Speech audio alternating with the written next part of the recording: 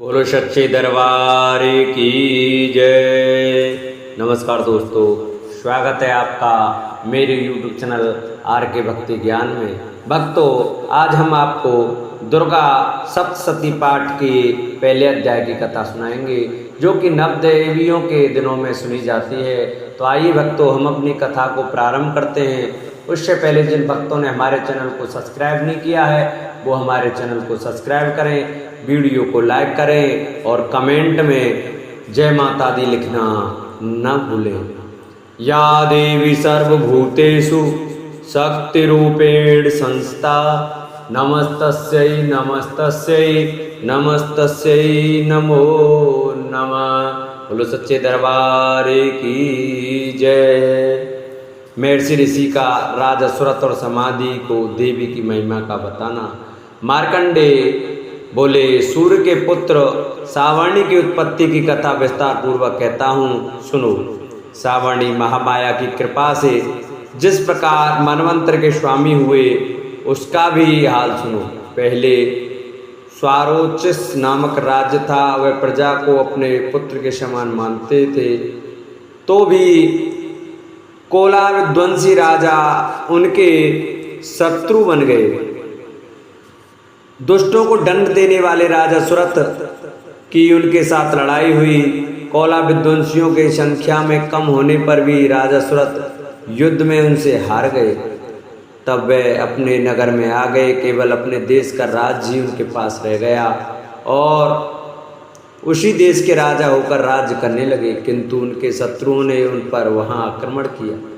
राजा को बलहीन देखकर उसके दुष्ट मंत्रियों ने राजा की सेना और खजाना अपने अधिकार में कर लिया। राजा सुरथ अपने राज्याधिकार को हारकर शिकार खेलने के बहाने घोड़े पर सवार होकर वहां से एक भयंकर वन की ओर चले गए। उस वन में उन्होंने महर्षि मेधा का आश्रम देखा। वहाँ मेधा महर्षि अपने शिष्यों तथा मुनियों से सुशोभित बैठे हुए थे और वहाँ कितने ही हिंसक जीव परम शांति भाव से रहते थे। राजा सुरथ ने महर्षि मेधा को प्रणाम किया और महर्षि ने भी उनका उचित सत्कार किया। राजा सुरथ महर्षि के आश्रम में कुछ समय तक ठहरे। अपने नगर की ममता के आकर्षण से राजा अपने मन में सोचने लगे, पूर्व काल में पूर्वजों ने जिस नगर का पालन किया था, वह आज मेरे हाथ से निकल गया। मेरे दुष्ट एवं दुरात्मा मंत्री मेरे नगर की अब धर्म से रक्षा कर रहे होंगे या नहीं। मेरा प्रधान हाथी, जो कि सदा मद की वर्षा करने वाला और सूरवीर था, मेरे बैरियों के बस में होकर न जाने क्या दुख भोग रहा होगा। मेरे आज्ञाकारी नौकर, जो मेरी कृपा से धन और भोजन पाने से सदैव सुखी रहते थे और मेरे पीछे पीछे चलते थे, वे अब निश्चय ही दुष्ट राजाओं का अनुसरण करते होंगे तथा मेरे दुष्ट और दुरात्मा मंत्रियों द्वारा व्यर्थ ही धन को व्यय करने से संचित किया हुआ मेरा खजाना एक दिन अवश्य खाली हो जाएगा। इस प्रकार की कुछ सी बातें सोचता हुआ राजा निरंतर दुखी रहने लगा। एक दिन राजा सुरथ ने महर्षि मेधा के आश्रम के निकट एक वैश्य को देखा। राजा ने उससे पूछा, भाई तुम कौन हो? यहाँ तुम्हारे आने का क्या कारण है और तुम मुझे शोकग्रस्त अनमने से दिखाई देते हो, इसका क्या कारण है? राजा के ये नम्र वचन सुन वैश्य ने महाराज सुरथ को प्रणाम करके कहा। वैश्य बोला, राजन, मेरा नाम समाधि है। मैं धनियों के कुल में उत्पन्न एवं वैश्य हूँ। मेरे दुष्ट स्त्री पुत्रादिकों ने लोभ से मेरा सब कुछ छीन लिया और मुझे घर से निकाल दिया। मैं इस तरह से दुखी होकर इस वन में चला आया और यहाँ रहता हुआ मैं इस बात को भी नहीं जानता कि अब घर में इस समय सब कुशल हैं या नहीं। यहाँ मैं अपने परिवार का आचरण संबंधी कोई समाचार भी नहीं पा सकता कि वह घर में इस समय कुशल पूर्वक हैं या नहीं। मैं अपने पुत्रों के संबंध में यह भी नहीं जानता कि वे सदाचारी या दुराचार में फंसे हुए हैं। राजा बोले, जिस धन के लोभी स्त्री पुत्रों ने तुम्हें घर से निकाल दिया है, फिर भी तुम्हारा चित्त उनमें से क्यों प्रेम करता है? वैश्य ने कहा, मेरे विषय में आपका ऐसा कहना ठीक है, किंतु मेरा मन इतना कठोर नहीं है। यद्यपि उन्होंने धन के लोभ में पड़कर पितृ स्नेह को त्याग कर मुझे घर से निकाल दिया है तो भी मेरे मन में उनके लिए कठोरता नहीं आती। हे महामते, मेरा मन फिर भी उनमें क्यों फंस रहा है, इस बात को जानता हुआ भी मैं नहीं जान रहा। मेरा चित्त उनके लिए दुखी है, मैं उनके लिए लंबी लंबी सांसें ले रहा हूँ। उन लोगों में प्रेम नाम का को नहीं है, फिर भी ऐसे निस्नेहों के लिए मेरा हृदय कठोर नहीं होता। महर्षि मार्कंडेय जी ने कहा, हे ब्राह्मण, इसके पश्चात महाराज सुरत और वह वैश्य दोनों महर्षि मेधा के समीप गए और उनके साथ यथा योग्य न्याय संभाषण करके दोनों ने वार्ता आरंभ की। राजा बोले, हे भगवान, मैं आपसे एक बात पूछना चाहता हूँ, सो आप कृपा करके मुझे बताइए। मेरा मन अधीन नहीं है, इससे मैं बहुत दुखी हूँ। राज्य धनादि की चिंता अभी तक मुझे बनी हुई है और मेरा ये ममता ज्ञानियों की तरह बढ़ती जा रही है। और ये समाधि नामक वैश्य भी अपने घर से अपमानित होकर आया है, इसके स्वजनों में ने भी इसे त्याग दिया है, स्वजनों से त्यागा हुआ भी है, उनसे हार्दिक प्रेम रखता है। इस तरह हम दोनों ही दुखी हैं।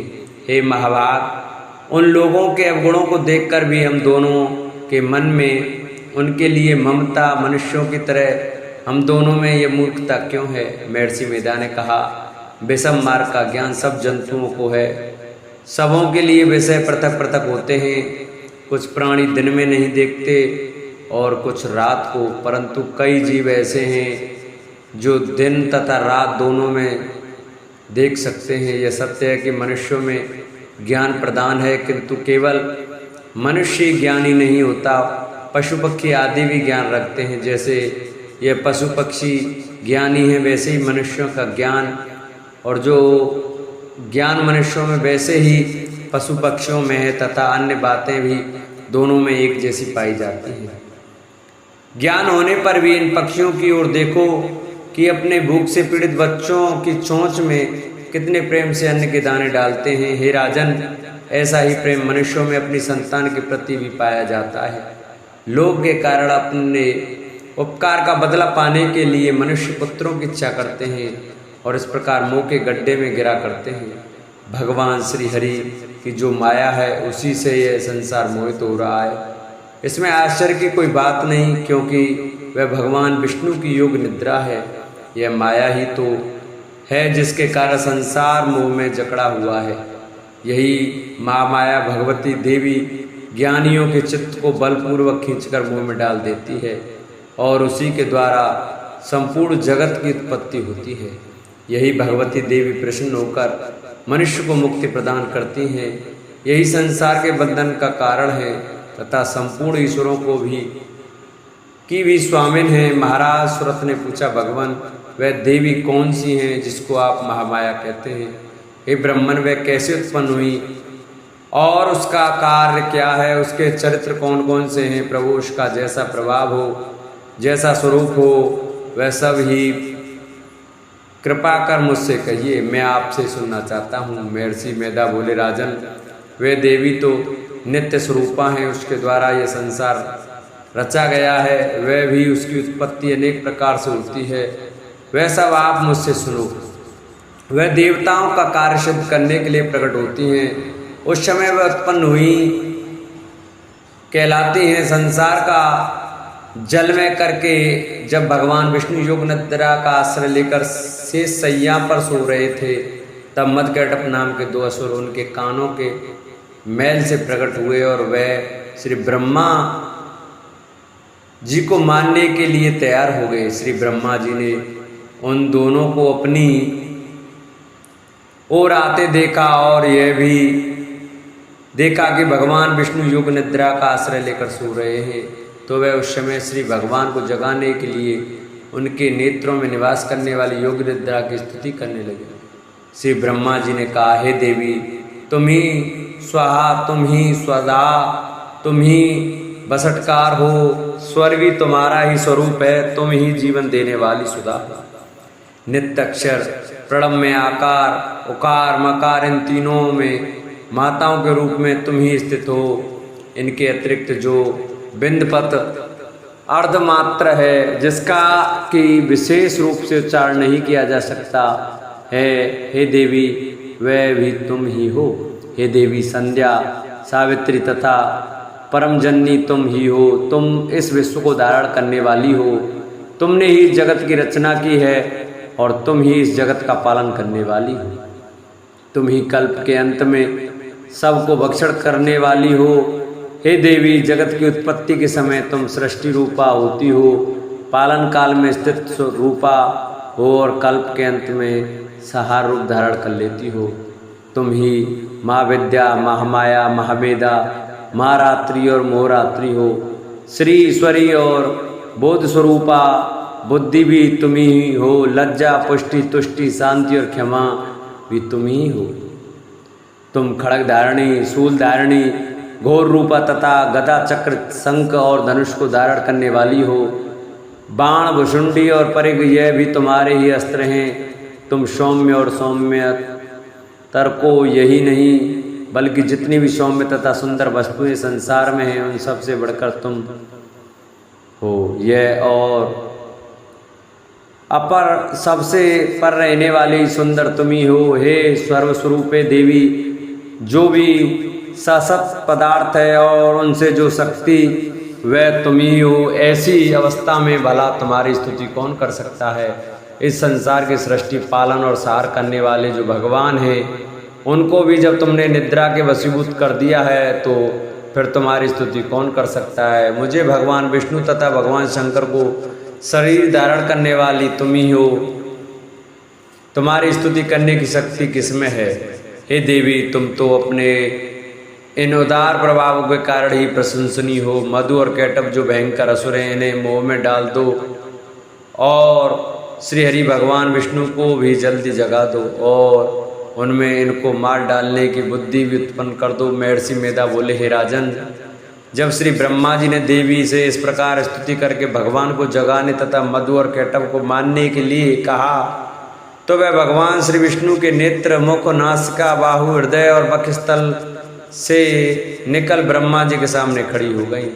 उनका ऐसा करना था कि भगवान श्री हरि तुरंत जाग उठे और दोनों असुरों को देखा तो जो कि अत्यंत बलवान तथा पराक्रमित थे और मारे क्रोध के जिनके नेत्र लाल हो रहे थे और जो ब्रह्मा जी का वध करने के लिए तैयार थे। तब क्रोध दोनों दुरात्मा असुरों के साथ भगवान श्री हरि पूरे 5000 वर्ष तक लड़ते रहे। एक तो वे अत्यंत बलवान तथा पराक्रमी थे, दूसरे महामाया ने भी उन्हें मोह में डाल रखा था।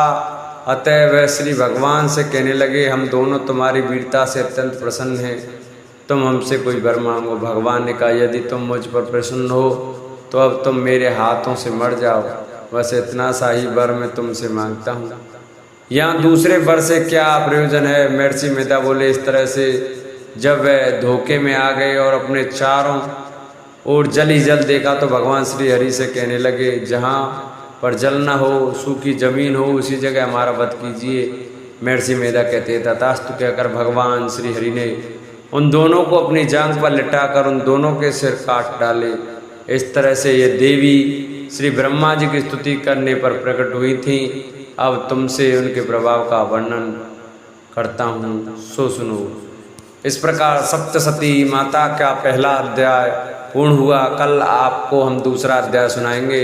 तो जिन भक्तों को, माता बहनों को हमारी वीडियो अच्छी लगी हो, हमारी कथा अच्छी लगी हो, वो हमारी वीडियो को आगे शेयर करें।